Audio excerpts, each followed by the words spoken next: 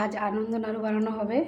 এটা চালের গুঁড়ি, এটা আটা, এটা নারকেল কোড়া, চিনি গুঁড়ো করে নেওয়া হয়েছে, এটা তিল, সব এক বাটি করে নেওয়া রয়েছে, একই মাপের রয়েছে। এটা এখন সব একসাথে মিশিয়ে ভালো করে চেপে চেপে মেখে নেওয়া হবে।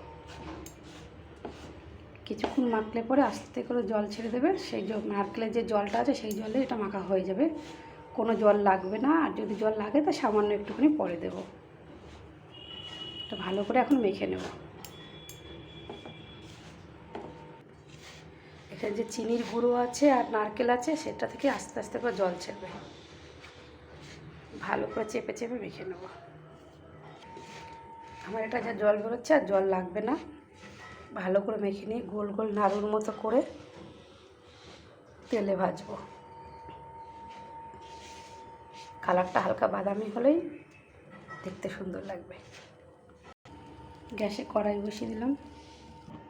কড়াইতে তেল দিয়ে দেবো গরম করতে।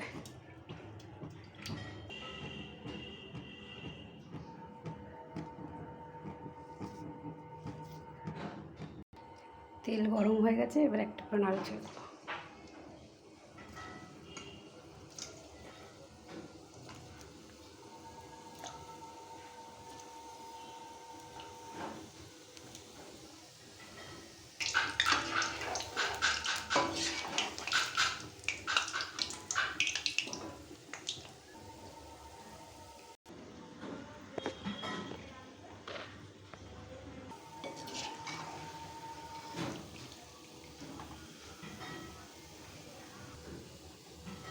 নাড়ু কমপ্লিট।